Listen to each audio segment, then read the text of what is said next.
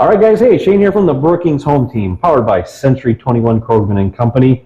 It's another weekend, another night on the town here at Wooden Legs Comedy Night, and I get the pleasure of introducing Max Chapman here. So, Max, thanks for taking some time out. Thanks for having me, dude. Doing this. This is always fun to talk with you guys and do this. So it's been a great show. It's been a great weekend so far. Yesterday was fun. It was a fun? Good. I had a blast. You brought the energy. There's a couple things. You brought the energy. A little nasty too. A little dirty. No, it was a little dirty, but a little dirty. I learned something though.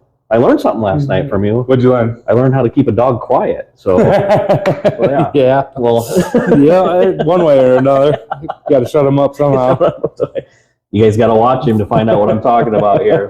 So I just like to get in here and ask you a few questions and kind of get to know you a little bit better and how you tick and all that stuff. So do you just want to take a minute or two and give us a little bit of information about yourself? Yeah, I started comedy in 2019, right before the pandemic, and had to take 6 months off. So I started, got a year under my belt, then they shut down everything. And then restarted back up. Grew up in the suburbs of Minneapolis. I spent time in South Dakota. Actually, I lived in Aberdeen for a year and a half. That's where the Aberdeen pieces come from. I was wondering. Okay. Yeah, I went to Northern State and played football there for a little bit. You said that, yeah. Okay. And now I just swing a hammer and do construction. You do? Okay. Construction and comedy. So you're, I don't know, is it kind of a baby yet in the form of comedian? Yeah, I think so. 5 years in is not very long at all. Not very long, but no, not at all. It was good. It was good last night. Thank you. And it was fun stuff. So. Yeah, it's not very long at all. It's tough doing construction and comedy though. Yeah, like I do not like staying up late and then having to wake up and go to work in the morning at 7. It's like I'm over that. Yeah, it's been too long. But that's how I get my material, you know? Yeah. And that's one of the questions. So, how do you get your material? So that's kind of how... A lot of the time, a lot of it is just like actual stories that I've been telling friends forever. That, you know, you go to the cabin and you drink and you talk to your buddies, you tell a story, and then you go, oh, let's see if that works on stage. Okay. And I do sit down and I write a lot of stuff as well, but most of it's just stuff that I've been telling my friends forever. And now you can get paid for it. Now I can get paid for it. It's kind of nice, Nice. And so, you construction during the day, and then the shows at night. What have you? So, what do you have like a memorable show? What's your most good, bad, or otherwise? The bad is my favorite. Okay. The most memorable show was in Mandan, North Dakota.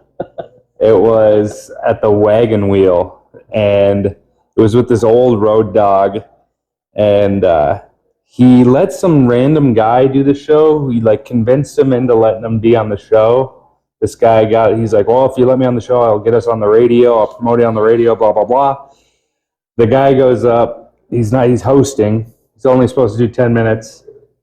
Does 35 minutes of nothing funny. There's probably 90 people there at the show at this time. Then he brings up the next comic. Next comic does 5 minutes, does pretty good. He goes back up, does 10 more minutes, then brings me up. I do 10 minutes. He comes on after me, does 10 more minutes, and in between everyone, he's just doing very badly. Yeah. And then I get done, and before bringing the headliner on, he goes, all right, we're just going to do an intermission. And did a 25-minute intermission.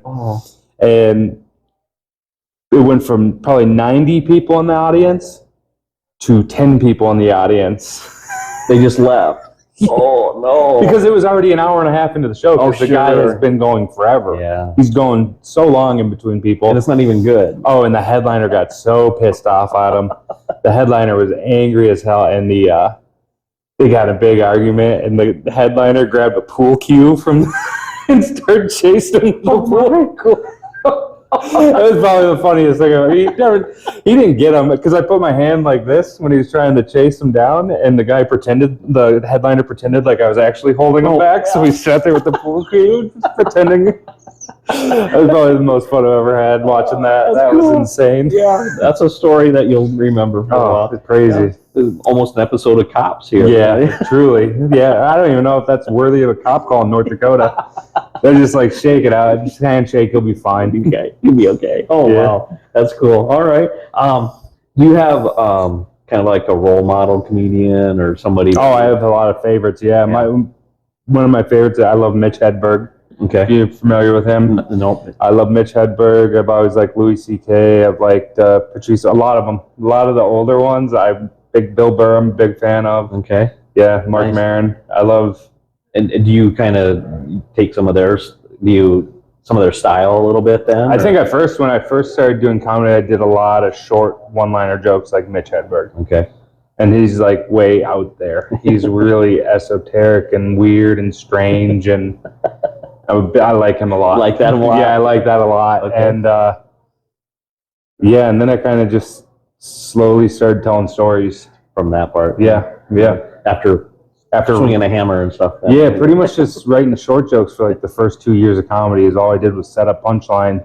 Okay. And then I realized that you can tell stories and just have set up punchlines the whole way through them and tell a story that way. Do it that way. And that's what I do now. Yeah. Cool. Yeah.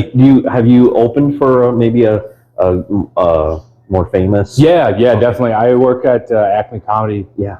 In Minneapolis, so I've opened for dudes like Kyle Kinane. I'm not sure. Ian Bagg. A lot of big names. Yeah. I'm not sure if you know them, but they're very up there. They're getting up there. Okay. Got to perform with Dave Attell there. Oh, did you? So really like legendary people. It was cool. Have you been? Have you performed at the House of Comedy then there in the mall? Yeah, I have. Yeah. Okay. I've been there a couple times, but trying to remember who you'd seen. Can't remember right now, but yeah. So cool. All right. And so, how can people get a hold of you if they want to maybe follow you, see what shows? They can follow me on Instagram. Would be the best bet. Instagram. Okay. My Instagram is Meaty Maxwell. MEatyMaxwell. Okay. Meaty Maxwell. Meaty Maxwell. Check it out. Check it out. And so on Instagram you'll have your shows and I have all my dates and everything like that on there. Okay, perfect. Do you have? So you're at Acme. I need to get up there at some point at and taking a show there. But Acme's kind of your go-to. That's the club I work at. Yep, perfect. Okay. Anything else that you want to talk about, mention before we? Oh, me and my buddy James, he's another comic at Acme. We have a podcast together called This Is Something, Man.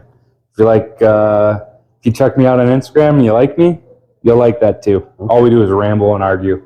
I basically just gaslight him into thinking he's wrong the whole time. I just lie to him for 45 minutes straight is all I do. And your buds. And my buds. Yeah. What's the name of the podcast? This Is Something, Man. This Is Something, Man. And that's on your Instagram. Yep, it'll be on Instagram. It's on YouTube. It's on Spotify. Anywhere you get podcasts. Okay. Yeah, perfect. All right. Well, I'm excited for tonight. I had a good show last night. Good turnout. See how it goes. If you guys get a chance to come and see Max here, be sure to do that. Check him out on Instagram and hit him up. It's fun. Help pay for my dog's food. Buy tickets, please.